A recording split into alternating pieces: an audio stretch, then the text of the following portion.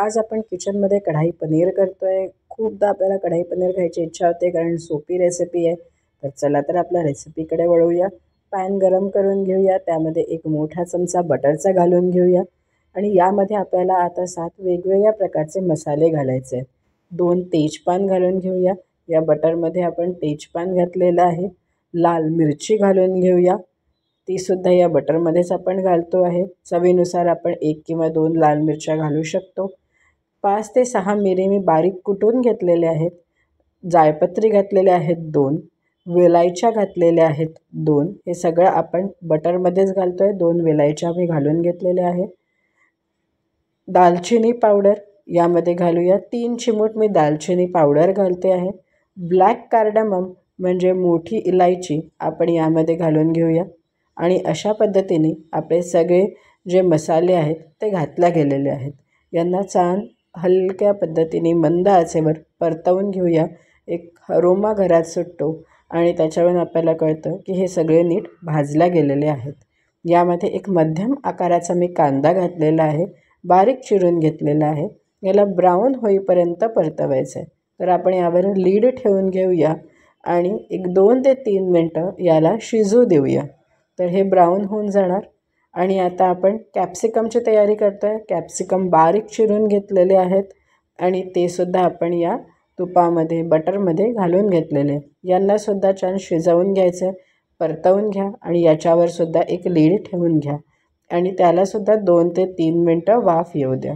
यामध्ये आता आपण घातलेलं आहे आलं मिरचीची पेस्ट, एक मोठा चमचा, मध्यम आकाराचे 2 टमॅटो घेतलेले आहेत आणि ते सुद्धा मी यात घातलेले आहे। प्युरी करून घेतलेली आहे। लीड ठेवून घेऊया आणि मसाला बनवूया। 1.5 चमचा मोठ्या चमच्याने मी धने पावडर घेतलेला आहे, अर्धा चमचा तिखट, मोठ्या चमच्याने 1/4 चमचा हळद आणि 1/4 चमचा आपण काळा मसाला घेतलेला आहे। 100 ग्रॅम आपण यामध्ये दही घातलेलं आहे आणि याला चांगल्या पद्धतीने मिक्स करून घेऊया।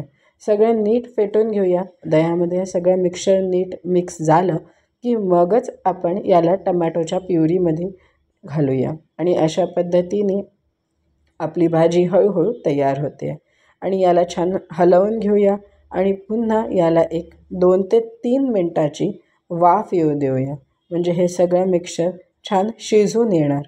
यामध्ये आपण आता चवीनुसार मीठ आणि त्याचप्रमाणे कसुरी मेथी फ्लेवरसाठी घालूया आणि हलवून घेऊया आणि आता आपली ऑलमोस्ट भाजी तयार आहे। एक बटरचा छानसा तुकडा घातलेला आहे। भाजीला छान ग्लेज येते, चकाकी येते, म्हणून हा बटरचा तुकडा आपण नक्की घालावा। आणि आता आपले पनीर रेडी आहेत। तर आपले हे पनीर जे आहेत, पनीरचे क्यूब्स जे आपण आत्ता कापून घेतलेले आहेत ते घालूया। हळूहळू सगळे पनीरचे क्यूब भाजीत घालून घ्या आणि एक 3 ते 4 मिनटं आपल्या भाजीला वाफ येऊ देऊया। त्यापेक्षा जास्त नको, कारण पनीर जास्त वेळ भाजीमध्ये ठेवले तर ते वातड होतात।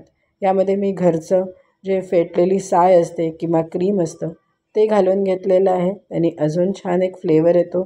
थोडंसं मी यामध्ये चीज बुरकवून घेतलेलं आहे आणि आता आपली भाजी पूर्णपणे तयार झालेली आहे।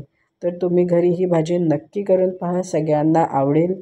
तर मला सांगा तुम्हाला ही भाजी कशी वाटली। आवडल्यास माझ्या चॅनलला शेअर करा, सबस्क्राईब करा